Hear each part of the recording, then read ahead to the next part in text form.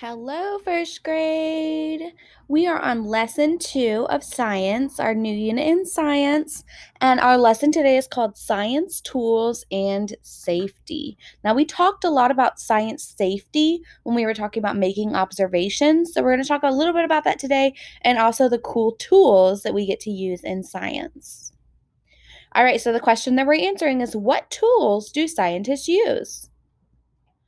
Okay, at the end of our lesson, we will be able to explain the purpose of scientific tools and we will be able to follow science safety rules.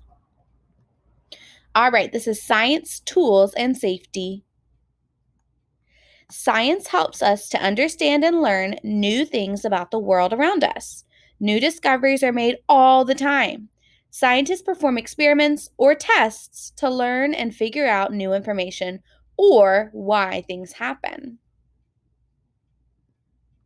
Scientists use many different tools to help them observe and learn. Some tools are used for measuring length, width, or height, such as rulers, tape measures, and meter sticks. Okay, and look on there, the scientist here is using a tape measure to measure the log in that picture.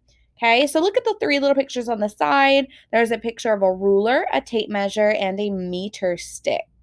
Okay, those are three science tools. Oh, these look fun. Some tools are used for measuring volume, which is how much space an object takes up. Okay, so measuring cups, beakers, test tubes, and droppers are some of the types of tools scientists use to measure volume. Okay, so volume is really just how much of something can fit into a object. Okay, so when you're measuring like a cup of milk to put into one of your recipes, the volume of that is that 1 cup. All right.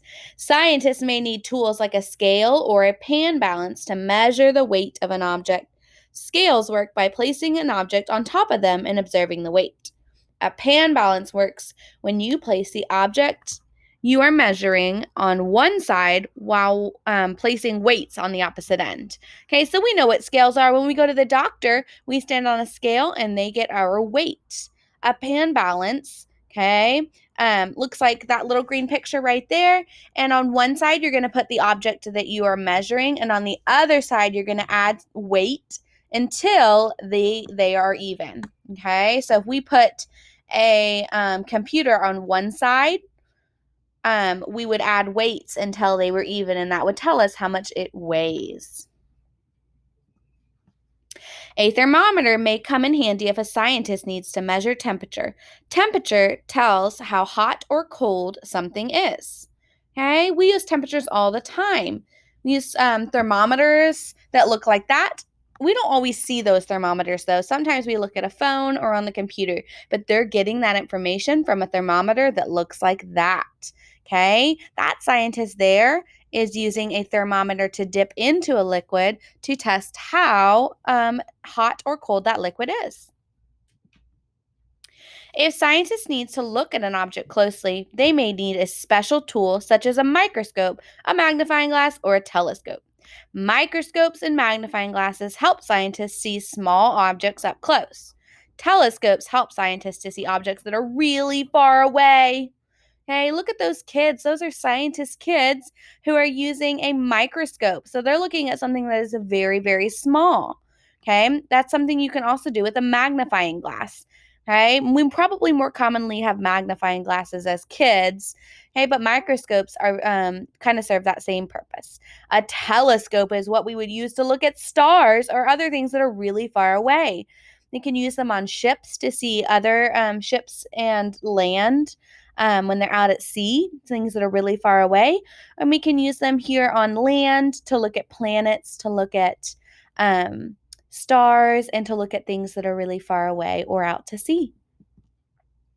When scientists need to measure time, they can use a clock, a watch, or a stopwatch. These tools come in handy when they need to measure and keep track of time during an experiment. Okay, so we use clocks every day. Those are all analog clocks that they're showing you on the side. Okay, and then the little phone is showing you a digital clock. When we get into our unit on time, we're going to talk all about the differences between those and how to read them. By the time you finish first grade, you'll be able to read an analog clock with no problem. It's important to use scientific tools safely. There are many ways to stay safe when performing science experiments and using science tools in a laboratory or in your classroom. Okay, so these are little scientists in a laboratory, and they look like they have a grown up with them, which is really good. Only perform science experiments with an adult or a teacher. It's important to follow all adult directions before, during, and after your experiments. Look at the other things that they have around them that might be safety tools. They've got all of those beakers. They've also got something on their face. What do they have on their faces? They have safety goggles. You're right. We use goggles or glasses to protect our eyes, gloves to protect our hands, and a coat or an apron to protect your clothes when you're working with materials that could be dangerous. Hair should be tied back, and you shouldn't wear clothing that's too loose. Why do you think that is? Why would you not want hair to be loose if you have longer hair? Or why would you not want to have clothing that's draping down? What do you think? Hmm. We don't want it to dip into things, do we? Yeah. And if we're working with a fire or something that's hot, we wouldn't want it to get too hot or catch on fire. Uh-oh. Never touch things unless you are told to do so by your teacher. It's also important that you never put things in or near your mouth or your eyes. Okay. Just like we talked about the other day, when we're observing, sometimes it's not safe for us to taste or smell things. Okay. And they mentioned the eyes there too.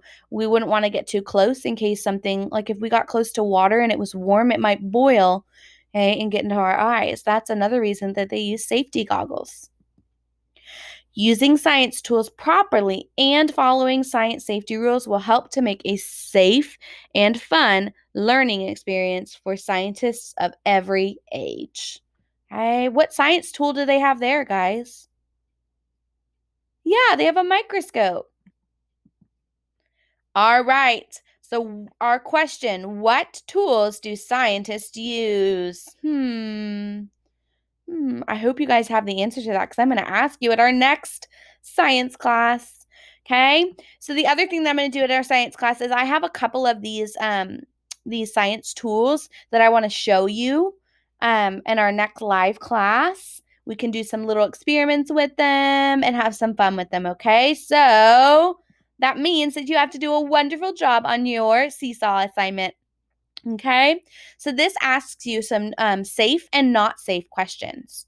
Okay, so these are things like you should do science experiments with an adult. Is that thumbs up safe or thumbs down not safe? Okay, so you're gonna color in either the thumbs up safe or thumbs down not safe to answer that question. And then you got your usual quick check, true or false, there at the bottom.